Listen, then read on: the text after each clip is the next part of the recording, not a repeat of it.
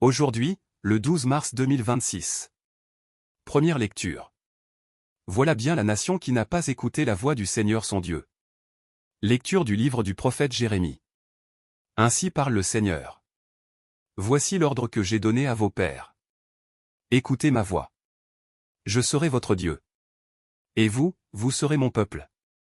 Vous suivrez tous les chemins que je vous prescris.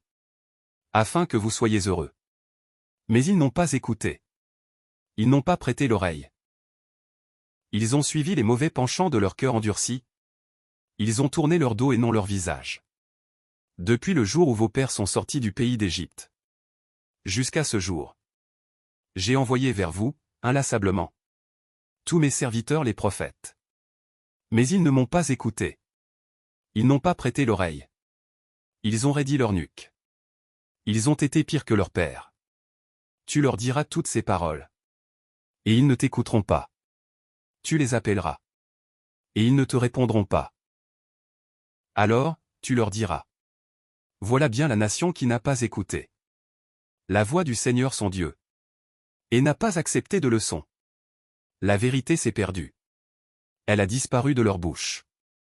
Parole du Seigneur. Nous rendons grâce à Dieu. Psaume. Aujourd'hui, ne fermez pas votre cœur. Mais écoutez la voix du Seigneur. Venez, crions de joie pour le Seigneur. Acclamons notre rocher, notre salut. Allons jusqu'à lui en rendant grâce. Par nos hymnes de fête acclamons-le. Entrez, inclinez-vous, prosternez-vous. Adorons le Seigneur qui nous a fait. Oui, il est notre Dieu. Nous sommes le peuple qu'il conduit. Aujourd'hui écouterez-vous sa parole?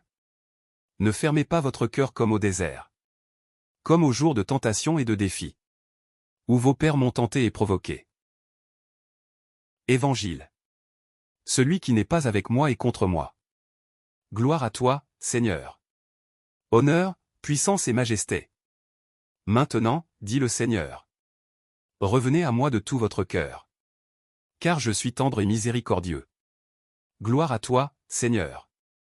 Honneur, puissance et majesté. Évangile de Jésus-Christ selon saint Luc. En ce temps-là, Jésus expulsait un démon qui rendait un homme muet. Lorsque le démon fut sorti, le muet se mit à parler. Et les foules furent dans l'admiration. Mais certains d'entre eux dirent. C'est par Béelzéboul, le chef des démons, qu'il expulse les démons. D'autres, pour le mettre à l'épreuve, cherchaient à obtenir de lui un signe venant du ciel. Jésus, connaissant leurs pensées, leur dit. Tout royaume divisé contre lui-même devient désert. Ses maisons s'écroulent les unes sur les autres. Si Satan, lui aussi, est divisé contre lui-même.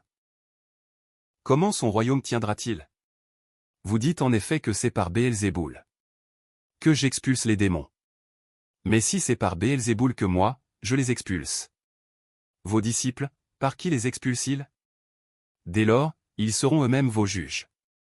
En revanche, si c'est par le doigt de Dieu que j'expulse les démons, c'est donc que le règne de Dieu est venu jusqu'à vous.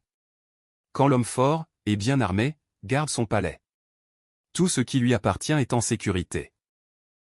Mais si un plus fort survient et triomphe de lui, il lui enlève son armement, auquel il se fiait.